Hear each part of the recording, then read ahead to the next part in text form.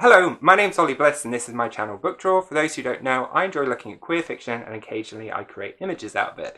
Today I am now looking into my spoilery Victober wrap-up. So I'm going through the books which I read in much more detail and I'm giving you my insights to the things that I really enjoyed. And I have a lot to say, so I better just get on and talk about the books which I read. So first going back into Jude the Obscure, one of the big things which I really found frustrating and kind of exciting was reading about Sue's character. So for those who don't know, who are just here because they want to carry on listening, Sue is Jude's cousin, and it was due to get married to Richard, but then Jude kind of comes along and manages to persuade her to go off with him. Within the writing, she's described as someone who's boyish and sexless, but she also confesses that she has a physical dislike for marriage. And this kind of assertion repeats itself in different ways throughout the course of the book. Like Jude later confesses that he acknowledges that any man might not be right for her. So there's almost this suggestion that for whatever reason, and he doesn't really kind of go into it and he kind of looks away from it, she's never going to be fully interested in men, but he is very respectful of her and her boundaries through the course of the writing. And what is kind of strange is that there is a bit of a hop over the fact that all of a sudden they have two kids together and a third is on the way. So none of the kind of detail about that is really described, and but because she does end up forming a stronger kind of friendship bond with him. But in terms of the way her character is described, she seems very like flighty and confused about the direction for what she wants to do. She feels really conflicted. Hominus similis Deus quis cedit ad latem. God like the man who sits at her side, who watches and catches the laughter, which softly tears me to tatters. Nothing is left of me each time I see her.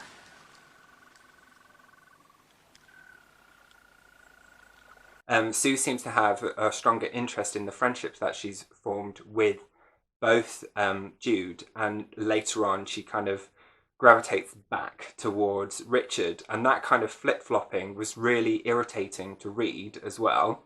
And you almost just want her to kind of break off and go her own way completely independently of everybody. So I did certainly feel like there was a lot there which is kind of conveying that beyond the fact that she's not necessarily attracted to men, there is attraction for women that Sue has.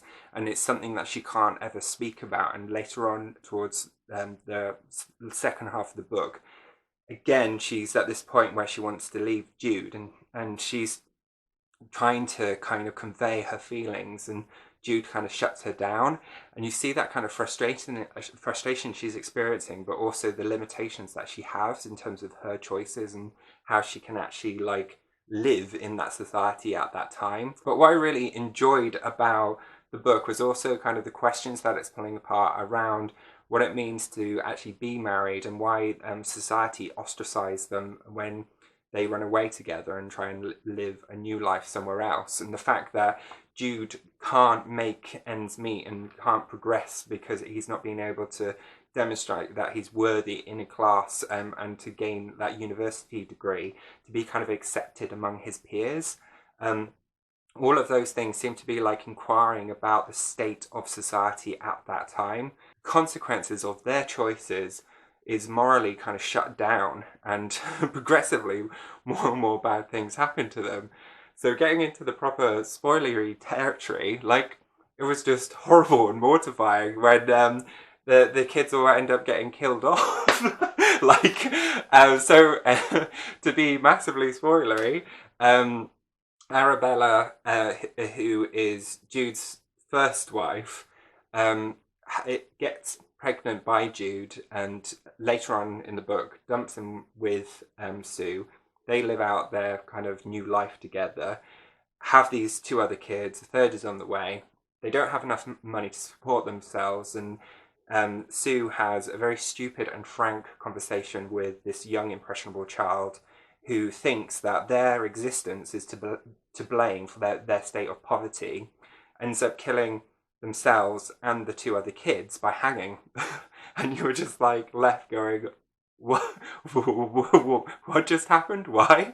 And also, like, there's this sense of anger which I felt in terms of just how that was kind of carelessly done, but also how that puts on those feelings of shame and regret onto Sue rather than the situation as well. What I did really like is the resilience of Arabella as a character by contrast to Sue, and I kind of wish that they had hung out more and supported each other more, because what I liked about Arabella is that she kind of accepts her situation and she is much more resourceful in learning how to kind of play to her strengths and to the situation, and she has a much more detached sense of how she can navigate herself through the world, and it comes to the point where when she feels exposed or vulnerable, where she's not going to be getting income in, she aligns herself in the right way, and she gives herself some security. But also when it comes to the point where Jude dies, she immediately kind of bounces back and moves on to the next guy. And I kind of admire her character for just being able to treat that situation in that way. But I did also feel very strongly for Jude in the fact that he is manipulated by her into being honourable and marrying her, and she kind of ensnares him and gets him drunk over the course of a night, and then ends up taking him down the aisle, and he's clearly wasted, and they get married, and he's all about honouring what he said that he would do in this drunken state, and it basically kind of leads to his demise. So like it was fraught with a lot of uncomfortable feelings, and it's probably one of the most unsatisfying reads I've read all year in that sense, but it was also something quite powerful about reading through that experience and kind of wondering, God, was it really like it at that time, and how horrible that is, and just how much misery is put upon Jude and the people that surround him. So yeah, to say I enjoyed it is probably the wrong word, but I got a lot from reading that book. The next I want to talk about Jane Eyre, and I just want to talk about a little bit more detail some of the key scenes that I really enjoyed. One of which was the moment where she manages to confront her aunt about the abuse that she's experienced. So in the scene, Miss Reed, the aunt, tells Mr. Brocklehurst that she has a tendency for deceit, which Jane really takes offence to, and she sees it as being accused of being a liar. And she doesn't seem to mind some of the other things that have been kind of laid out, but that is the thing that really riles her up. And I love everything that she then says back to the aunt afterwards. And she's like, do you know what? You were abusive. You were being the most horrible person I've ever come across. And when I leave here and I leave all this, I'm going to make sure everybody knows, and I'm never going to call you aunt. And she just lays it all out for her. And it's the most like, this is coming from a small child to this like middle-aged woman. And I just love the sense of kind of ownership and defiance that she has. I was like, yes. Yes, Jane. Children must be corrected for their faults.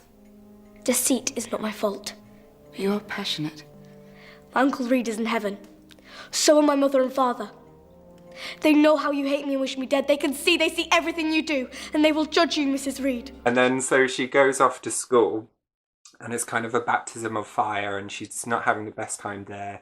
She builds this friendship with a character called Helen, and then Helen makes a glance over to Jane, which results in Helen being punished, and so Jane again not allowing anything like this to happen to her busy mate, slams down her slate, because in the meantime Helen's getting slashes, and so as a punishment Jane is put on a stool and told that she is a sinner and everybody should avoid her. But she's really resilient to all of those things that happen, and she takes to the test, and she is again defiant, and she's stoic, and she kind of stays it out. And it's a kind of character you are really, really like supporting, and you are like going, you can do this, Jane, come on, stay tough. But what I also like is just how that she's not someone who really holds grudges either. She just like accepts the situations that have happened. She might not agree with them, but then she does have the capacity to kind of move on and move forward. And it's when she's also quite resilient, and she's also resourceful in the sense that she makes the decision that she wants to use her teaching experience and find work out in the world. And that's when she gets all caught up in Mr. Rochester. And what I really enjoyed is parrying relationship that she had with Mr. Rochester, particularly the scenes when he's like telling her, do you find me handsome? And she just kind of automatically says no. And you can see that like she's literally spelling out her mind process, and she's trying to recall it back. Your gaze is very direct, Miss Eyre. Do you think me handsome? No, sir. What fault do you find with me? I have all my limbs and features. I beg your pardon, sir. I ought to have replied that beauty is of little consequence.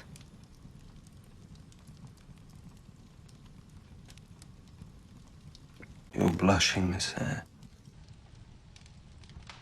I love the fact that she kind of ends up really falling for him, and she is really drawn to who he is as a person and how that flourishes and blooms. And but then I did feel this kind of constant tension with that, in terms of there is this big age difference and power difference, and I was conflicted through the reading of it. Like, should I be supporting her attraction to this man? There's got to be something that's going on.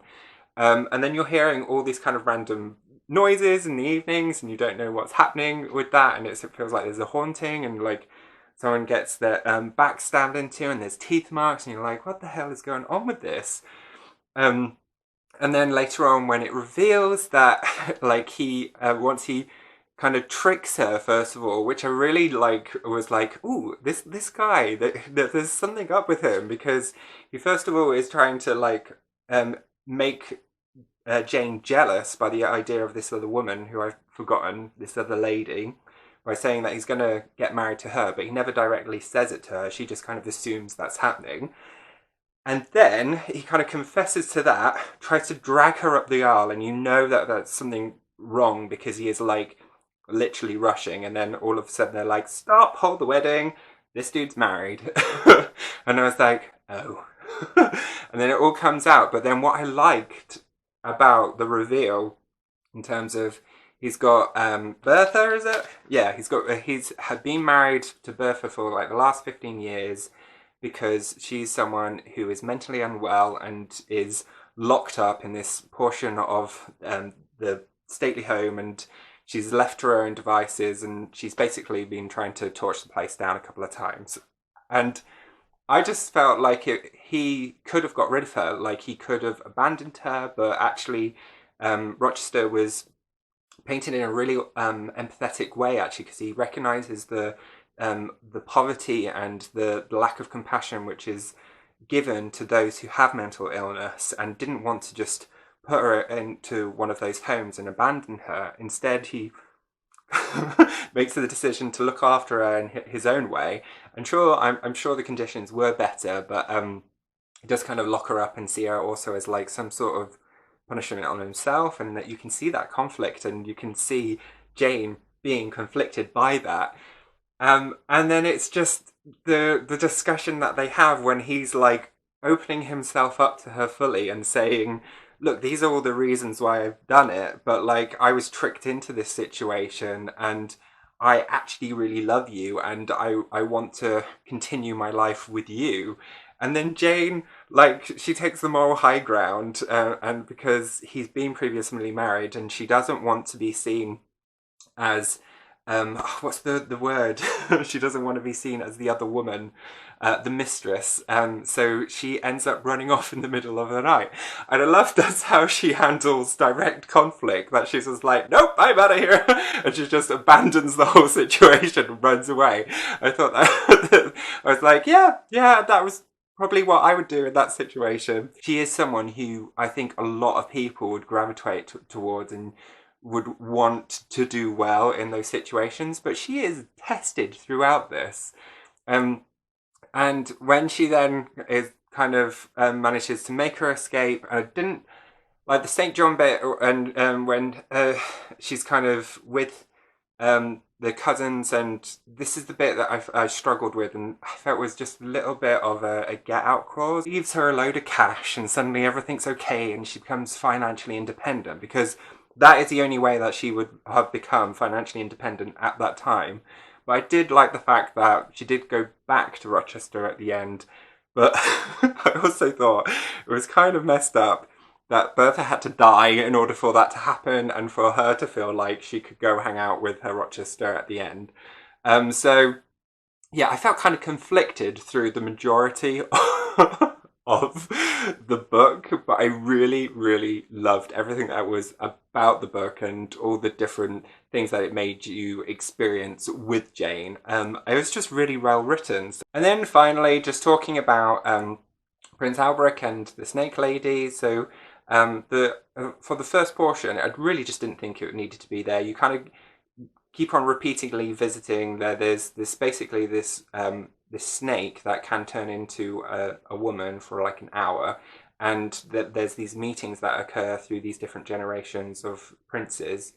But basically, it's the prince's kind of fairy godmother character. Prince Alberic doesn't want to get married, and he really is like quite firm on that. You don't necessarily know the motives, but what you do see is the fact that he has this tame snake which is around him, and he locks himself up in the Red Palace wing of their estate, the Lunar estate. And you don't really know what his motives are behind that. And he's considered insane for having like embroidery and whispering off in this room by himself. And so there's these elements which feminize his character, and they then determine that the snake is behind this, and they stab the snake. And when the snake's thrown out, it basically turns into a dead woman's corpse who's like the godmother. So that's the kind of reveal to the mystery and the basic part of the story. But the other part is the prince also plays harpsichord. Now, from doing a little bit of reading on a Wikipedia page, Vernon Lee played harpsichord. So it feels like there's almost like a hidden threat underneath the writing of it, because the prince didn't want to get married, and the duke is really trying to force that onto him because he's running out of money basically and wants him to get married and get the dowry of the woman. And the prince is trying to assert that he doesn't want that to happen. So the consequence of killing off the godmother is that the prince does go insane and basically dies, leaving the duke in ruin. And so there's this kind of sense of a veiled threat in terms of leave me alone, being myself, doing what I want to, or you will be in ruin, which I felt was kind of permeating through the actual messaging within this short story. If you're someone who has actually read this book, and it's a PDF available, I'll add the link below, please read it. It's only 56 pages long. Let me know what your thoughts are, because I'd be fascinated to know. And we can have a conversation in the comments below, because I would like to know more. And if you know more about Vernon Lee as a person, please share with that, and I'll pin it to the comments below as well. So yeah, those are all the things which I really wanted to chat about. I've had a great time doing Victober, and I did just need to kind of gush and share everything with you, because I've had so much fun just reading these three. Anyway, this is enough for me for now. I've talked way too much about these subjects already, so I'll talk to you again all real soon. All right, take care. Bye.